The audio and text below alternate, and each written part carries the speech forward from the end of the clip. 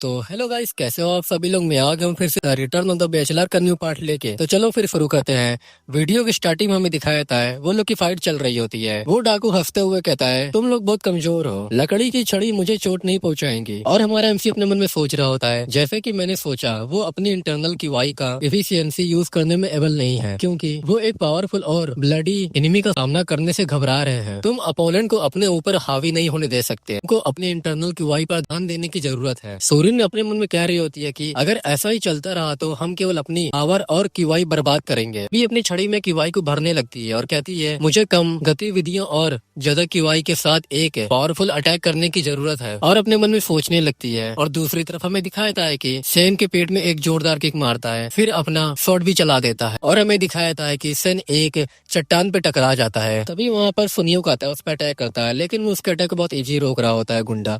और वो डाकू कहता है कि तुम्हारे हमले बहुत बेकार है, ऐसा लगता है कि तुम्हारी भी एनर्जी खत्म हो गई है। और सुनियोक के पास एकदम करीब आ जाता है। सुनियोक कहता है कि नहीं, मेरी स्टिक, उसकी स्टिक भी टूट जाती है। और वो डाकू सुनियोक को गले से पकड़ के उठा देता है और उससे कहता है हंसते हुए, मैंने तुम्हें पकड़ लिया बदमाश, जब मैंने तुमसे कहा था तो तुम्हें नीचे ही रहना चाहिए था। और दूसरी तरफ हमारा एमसी और हारिन देख रहे होते हैं। हारिन घबरा के कहती है कि सुनियोक, मुझे जाना होगा, इस रफ्तार से तो बच्चे सब। तभी हमारा एमसी उसको वहीं रोक देता है और हमारा एमसी मुस्कुरा के कहता है कि तुम सिर्फ देखने पर ही क्यों जोर देते हो। तभी हारिन कुछ देखती है और कहती है कि सोरिन। तभी हमें दिखाया जाता है कि सोरिन उस पर अटैक करने के लिए बढ़ जाती है। और सोरिन अपने मन में कहती है कि सुनियोक ने एक ओपनिंग की, मैं एक इम्पोर्टेंट हिट लगाने के लिए अपनी शेष बची हुई सारी किवाई को छड़ी में डाल दूंगी। और जैसे छड़ी में डाल के उस पर अटैक करती है, फिर घूमती है। और तभी हम देखते हैं कि वो गुंडे ने सुनियोक को छोड़ दिया होता है। सोरिन ने उसके पेट पे ही अटैक कर देती है, जिससे उस बंदे के मुंह से पानी निकल जाता है और वो दूर जाके फेंका जाता है। वो बंदा दर्द से चिल्ला रहा होता है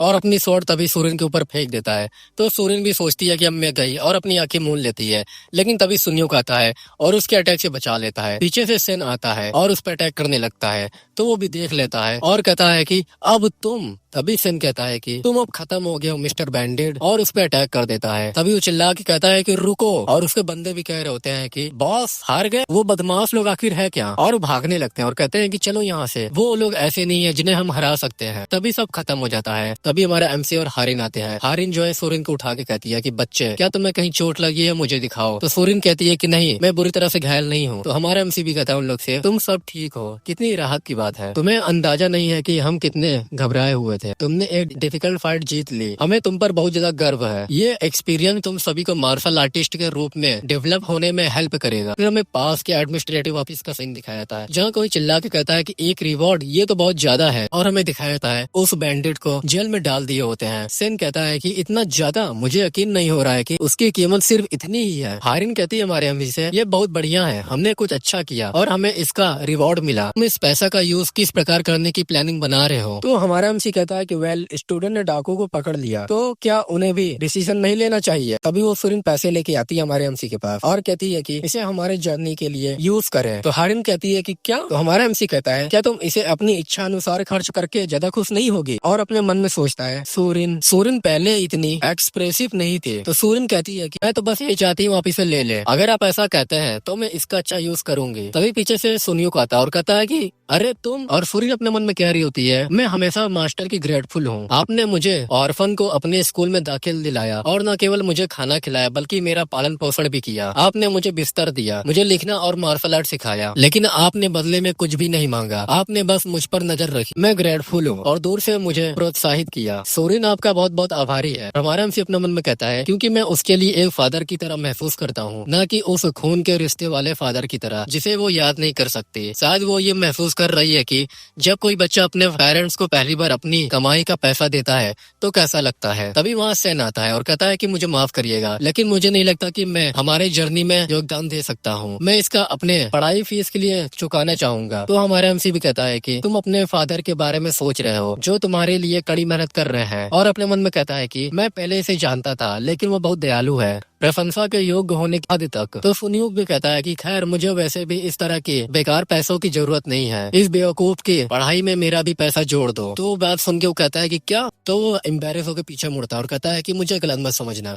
ऐसा नहीं है कि मुझे उसकी या किसी भी चीज की परवाह है। तो सन बोलता है कि मैं इसे एक्सेप्ट करता हूँ, तुम्हारा शुक्रिया। तो सुनियोग भी बोलता है कि अपने आप को धोखा मत दो, बस मैं ऐसा इसलिए कर रहा हूँ क्योंकि कुछ बेकार बचे हुए पैसे का दान में बेहतर यूज और अर्थ मिल सकता है। और हमारे एमसी हमें बताता है कि और इस तरह एक Sunny day sleeping dragon school के स्टूडेंट के लिए डाकू सफाई का मामला समाप्त हो गया। फिर वो लोग किंग शियान सिटी में पहुंच जाते हैं, जहां वो लोग एक जगह खड़े होकर बात कर रहे होते हैं। तभी कोई देखता है और कहते हैं कि ये तो 5 लोग हैं और वो सभी फर्स्ट रैंक से ऊपर के मास्टर्स हैं। और एक बंदा पीछे चुप के देख रहा होता है और कह रहा होता है वो केवल टूरिस्ट का पीछा नहीं करेंगे। हमारा एमसी सभी से कहता है कि ठीक है, चलो हम पास के गाँव में रहने के लिए जगह तलाशते हैं। तो सभी कहते हैं कि ठीक है। और हमारा एमसी कहीं देखता है और अपने मन में कहता है उनकी निगाहें असहज है, लेकिन मैं अभी उन पर नजर रखूंगा। फिर हमें दिखाया जाता है वो लोग एक रेस्टोरेंट में सो रहे होते हैं और कुछ लोग धुआं छोड़ देते हैं वहाँ पर। और हमारा एमसी ये सब देख रहा होता है और जाग रहा होता है और वो अपने मन में कह रहा होता है तो सोल स्लीपिंग इंसेंस है, वो बास्टर्ड वो न केवल हमारे सो जाने का इंतजार कर रहे हैं बल्कि हमें बेहोश करने का इरादा रखते हैं। तभी बाहर से आवाज आती है, उन्हें डेफिनेटली बाहर कर दिया जाना चाहिए। इस कमरे में 2 और वो लोग रूम के अंदर आते हैं और कहते हैं कि सभी को मार डालो और बच्चों को ले जाओ, लेकिन अगर बच्चे प्योर नहीं है तो उनकी जरूरत नहीं है। और 2 लड़कियों के कमरे में और एक बंदा अपने मन में सोचता है कि रुको, क्या अभी भी कोई बाहर है? और हमारा एमसी अपने मन में कहता है कि ये बास्टर्ड ये एक डार्क मार्शल आर्टिस्ट है। और वो लोग देखते हैं तो हमारा एमसी जाग रहा होता है और वो कहता है कि उसने अपनी डेमोनिक की वाई अच्छी तरह से छुपाया था, जब तक वो पास नहीं आया मुझे इसका पता नहीं चला। तो वो बंदे कहते हैं कि क्या वो जाग गया? और हमारा एमसी अपने मन में कहता है इसका मतलब ये होगा कि वो काफी पावरफुल है। तभी हमारा एमसी पावर को रिलीज करता है और अपने मन में कहता है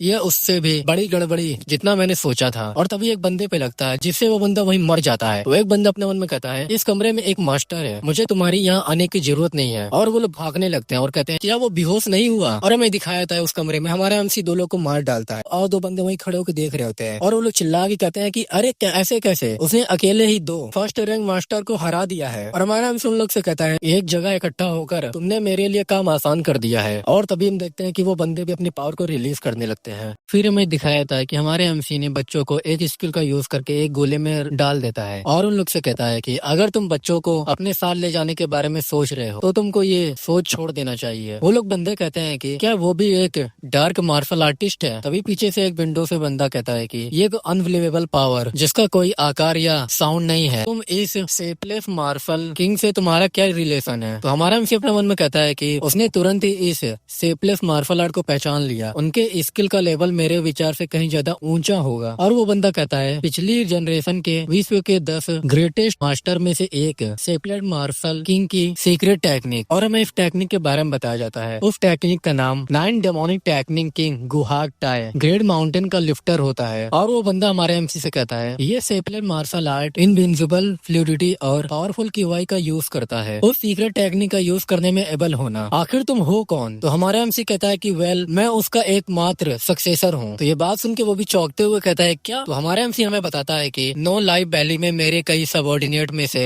मुआंग बैग को शेपलेस मार्शल किंग के रूप में जाना जाता था, जबकि शेपलेस मार्शल आर्ट का केवल एक ही प्रैक्टिशनर था। मेरे किसी भी साथी को इसका परवाह नहीं था क्योंकि अनगिनत अदर सेक्ट थे जो एक ही सक्सेसर पर जोर दे रहे थे। और हमें दिखाया था कि वो बंदा एक डेमन से लड़ रहा होता है और वहाँ पर एक जोरदार ब्लास्ट होता है। और हमारा एमसी हमें बताता है डेमन के खिलाफ हमारी पहली लड़ाई के बाद मुआंग बैग जिसने अपनी जान की कीमत पर सभी को बचाया। और हमें दिखाया था कि उस बंदे के पेट में एक बड़ा सा होल हो जाता है। और हमारा एमसी कहता है वो मुझे शेपलेस एक्यूपंक्चर देना चाहता था, उन्होंने मुझे शेपलेस मार्शल आर्ट सेक्ट का सक्सेसर भी चुना था। इसे आगे बढ़ाने के लिए सेक्ट के लीडर को सबसे पहले सक्सेसर को शेपलेस एक्यूपंक्चर देना होगा। शेपलेस मार्शल आर्ट के पीछे का सीक्रेट जो किसी को इनविंसिबल बना सकता है, ये ब्लड सैक्रिफाइस की जनरेशन थी और वो मेरा 3rd मास्टर भी था। और दूसरी तरफ वो बंदा कहता है कि आज मेरा लकी डे है और हमारे एमसी पे सीधा हाथ करता है और हमारा एमसी उसको देखता है और कहता है कि वाई एक्सप्लोसिव। लेकिन तभी हमारा एमसी भी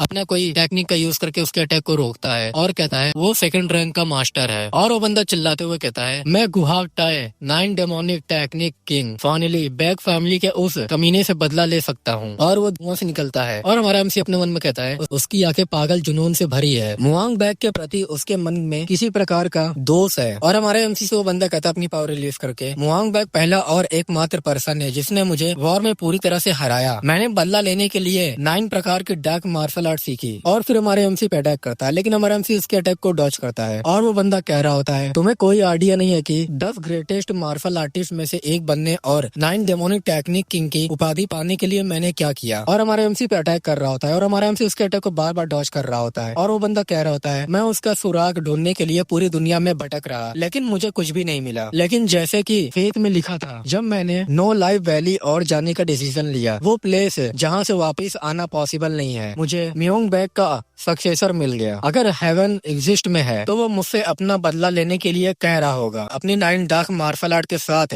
मैं तुम्हें कुचल दूंगा। और हमारे एमसी पे अटैक करता है, लेकिन हमारा एमसी बस अपना थोड़ा सा हाथ झटकता है, उसका अटैक डिफ्लेक्ट हो जाता है और वो बंदा भी चला जाता है। और हमारे एमसी से वो कहता है कि तुम्हारी सेपले मार्शल आर्ट। और हमारा एमसी इसको घूरता है और वहाँ पर एक जोरदार ब्लास्ट होता है और वो कहता है तब तक तुम स्किल्ड हो। और हमें दिखाया था कि उस बंदे के पेट में 3 होल हो गए होते हैं। और हमारे एमसी उससे कहता है कि मुआंग बैग की तुलना में तुमको अभी भी लंबा रास्ता तय करना है। और वो बंदा जख्मी हाल में बोलता है कि मेरा अटैक फेल हो गया और वो जमीन पे गिरता है और वो वहीं मर जाता है। तो हमारे एमसी भी उसको देखता है और हमें दिखाया था हमारी एमसी की आंखें उस टेक्निक का यूज करता है जिससे उसकी आंखें ऐसे हो जाती है और वो आसमान की तरफ देखता है। गाइस, वीडियो में आगे बढ़ने से पहले मैं तुम लोगों को कुछ बता देना चाहता हूँ। जैसे कि तुम लोग 2 दिन से देख रहे होगे, मैं हर तीसरे दिन में वीडियो डाल रहा हूँ क्योंकि मेरी थोड़ी तबीयत नहीं ठीक चल रही है। जुकाम हो गया और इसकी वजह से मेरी गला भी एकदम खराब हो गया है। तो हो सकता है कि थोड़ा आवाज में कुछ चेंजिंग हो एक्सप्लेनेशन में, तो तुम लोग थोड़ा सा कॉम्प्रोमाइज कर लो। जैसे ही थोड़ी मेरी तबीयत ठीक होती है, मैं हर दूसरे दिन में फिर से वीडियो डालना स्टार्ट कर दूंगा। हाँ, मैं एक और न्यू मांगा को स्टार्ट करने वाला हूँ, तो तुम लोग उसको देखना और बताना तुम लोग कैसी लगी। वो थोड़ा सा एक्सप्लेन है, लेकिन वो अच्छे से एक्सप्लेनेशन नहीं है, तो तुम लोग बताना कैसी है, ठीक है। खैर, हम लोग वीडियो में आगे बढ़ते हैं। अगले दिन सुबह का सीन दिखाया था जहाँ कोई चिल्ला के कहता है कि आखिर ये सब कैसे हुआ, लास्ट नाइट क्या हुआ था। और दिखाया जाता है कि बहुत सारे पूरी जगह एकदम टूट जाती है। तो हमारा एमसी एक्सप्लेन करता है कि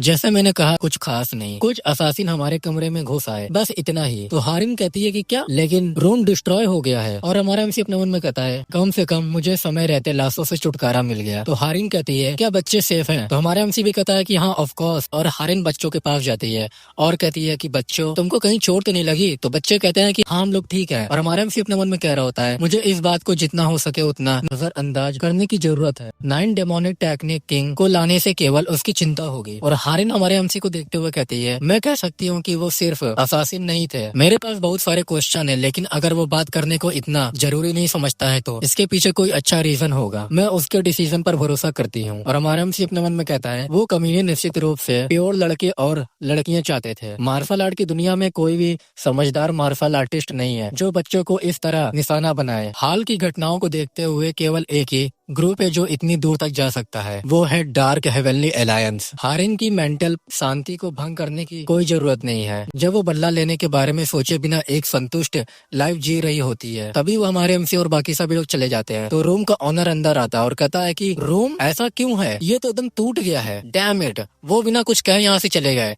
तभी टेबल पे वो कुछ पर्पल कलर की फल देखता है और उसके पास जाता है और उसको जैसे ही उठाता है तो वो हैरान हो जाता है और कहता है कि ये। और हमारा एमसी जाते हुए अपने मन में कह रहा होता है, उसे खुद ही ये मिल गया होगा। परेशानी के लिए मुझे माफ करना सर, ये एक दुर्लभ जेम है, इसलिए ये पर्याप्त मुआवजा होना चाहिए। और अपने स्टूडेंट से कहता है, अब हम गुआंगडोंग प्रोविंस के कैपिटल गुआंगजोंग के पास पहुंच रहे हैं, चलो जर्नी के इस अंतिम पड़ाव पर अपना बेस्ट दें। और वो लोग पहाड़ से जा रहे होते हैं और हमें बताया जा रहा होता है, किडनैप के कोशिश के बाद उनकी जर्नी बिना किसी बाधा के जारी रही जब तक वो गुआंगजोंग नहीं पहुंचे और वो लोग सिटी में आ जाते हैं। तो सेन कहता है कि तो ये है, मैंने कभी भी इतने सारे लोग को नहीं देखा है। ये इमारतें माओमिंग प्रोविंस के इमारतों से कहीं ज्यादा बड़ी है। ये जगह तो बहुत अमेजिंग है, वहाँ इतना सारा सामान क्यों है? वाओ, ये कितना अच्छा है, इसे तो देखो। और हारिन पीछे से कहती है, वो अवश्य मोहित होंगे, वो दौड़ रहे हैं आसपास हर जगह। तभी हमारा एमसी सूरिन की देखता है तो सूरिन वही खड़ी रहती है और अपने मन में हमारा एमसी कहता है, सूरिन आमतौर पर बहुत शांत रहती है, लेकिन वो इतनी भावुक क्यों दिखती है? ऐसा लगता है जैसे वो किसी चीज के लिए तरस रही है। मुझे लगता है कि वो पहली बार यहाँ नहीं आई है। और दूसरी तरफ सेन कह रहा होता है कि अमेजिंग, मैंने इससे पहले कभी भी इतना बढ़िया कुछ नहीं देखा। तो सुनयुग बोलता है कि तुम सच में देहाती हो, हमारी आंखें बाहर निकलने वाली है, तुम देहाती हो, ये शर्मनाक है, इसलिए शांत रहो। तो सेन बोलता है कि क्या तुम पहले भी यहाँ आ चुके हो? तो सुनयुग हंसते हुए कहता है, जब मैं यंग था तब से मैं इस कैपिटल शहर में 1 दर्जन से कहीं ज्यादा बार आ चुका हूँ। क्या तुम अब समझ सकते हो कि मैं कितना अमेजिंग हूँ? और हंस रहा होता है जोर जोर। तो सेन कहता है कि 1 दर्जन से भी ज्यादा, बार बार, सच में? तो सुनियो कहता है हंसते हुए, बिल्कुल, मेरे जैसा रईस तुम जैसे आम आदमी से झूठ क्यों बोलेगा? मुझे कुछ हासिल नहीं होने वाला है। मैं बड़ी बड़ी बातें नहीं कर रहा हूँ, लेकिन मेरे फैमिली के बिजनेस की एक ब्रांच यहाँ कैपिटल में है, जिसके साथ एक संपत्ति भी जुड़ी हुई है। तो वो बोलता है कि वाओ, ये कितना इनक्रेडिबल है। सच कहूँ तो मुझे थोड़ी जलन हो रही है। मैं हमेशा से एक स्टेट में रहना चाहता था। तो सुनियो उसके कंधे पे हाथ रखता और हंसते हुए कहता है,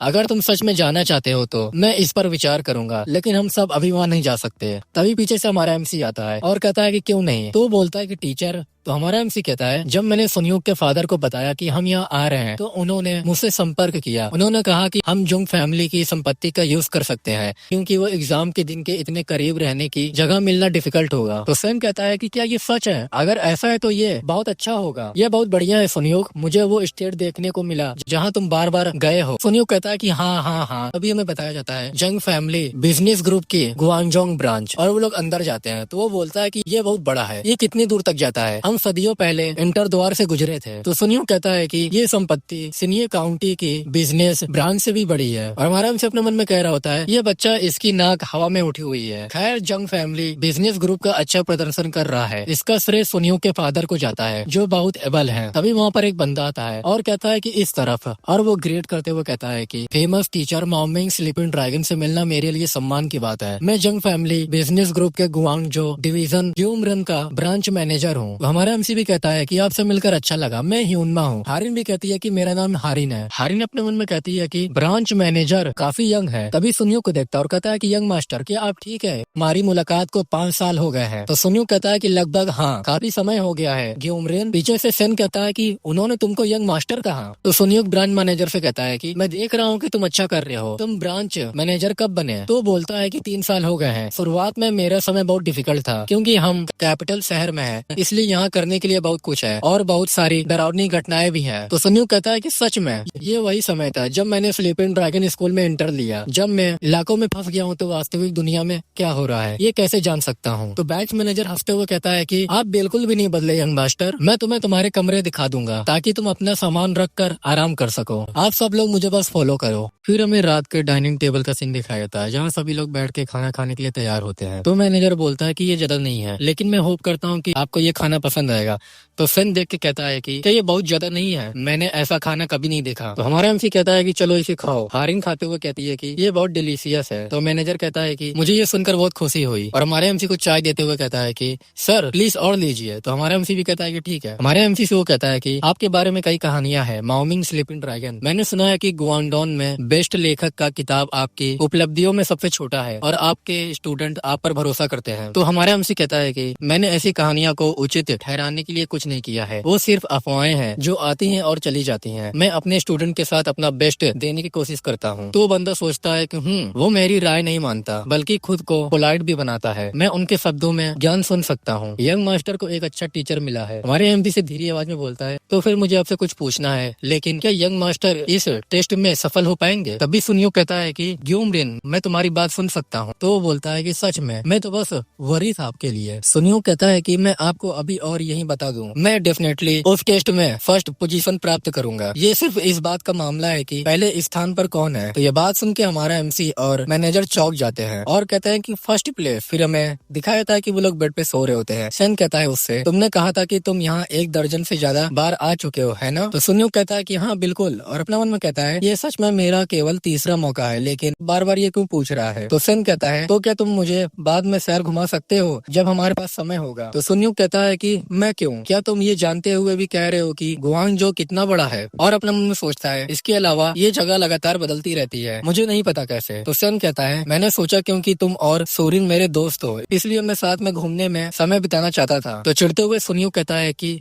क्या हम दोस्त? तुम गलत हो, हम दोस्त नहीं हैं। ये मत सोचो कि हम सिर्फ इसलिए दोस्त हो सकते हैं क्योंकि हम एक ही स्कूल में पढ़ रहे हैं। तो सेन कहता है, हाँ तुम बहुत अमेजिंग हो। तो सुनियो उसके पास आता और कहता है कि और दूसरी बात, मैं तुमसे बहुत नफरत करता हूँ। किसी ऐसे पर्सन के साथ शहर का दौरा करना जिसे मैं पसंद नहीं करता, ये कितना बेकार है। मैं तुमको याद दिला दूं कि ताकि तुम गलतफहमी में ना पड़ो, मैंने तुम्हारी ट्यूशन फीस भरने में इसलिए हेल्प नहीं की क्योंकि मुझे लगता है कि तुम मेरे दोस्त हो या हम क्लासमेट हैं। मैं बस यही चाहता था कि एक बेवकूफ गंवार मुझे क्लास के आखिरी दिन तक देखकर ये फील कर ले कि मैं कितना अमेजिंग हूँ, और अपने मन में कहता है ये बात उसके मोटे दिमाग तक पहुँचनी चाहिए। तो सन कहता है लेकिन मैं तुमसे नफरत नहीं करता। तो वो बोलता है कि क्या? तो सन कहता है कि तुम ऐसा कह रहे हो। तो सुनियो अपने मन में सोचता है वो अधिकतर समय एक बुद्धिमान पर्सन प्रतीत होता है, लेकिन मुझे उम्मीद नहीं थी कि वो इतना निराशाजनक होगा। क्या तुम सच में मुझे अपना फ्रेंड मानते हो बिना किसी डाउट के? जैसा चाहो तुम वैसा सोचो, मुझे जवाब नहीं देना चाहिए था। और सोते हुए कहता है कि चुप रहो और सो जाओ, मैं बहुत ज्यादा थक गया हूँ। तो सन अपने मन में सोचता है वो हमेशा की तरह चिड़चिड़ा है, और वो भी बोलता है कि ठीक है, गुड नाइट। तो थोड़ी देर बाद सुनियो कहता है कि अगर ये सिर्फ एक बार हो, मैं कह रहा हूँ कि अगर ये सिर्फ एक बार ही है तो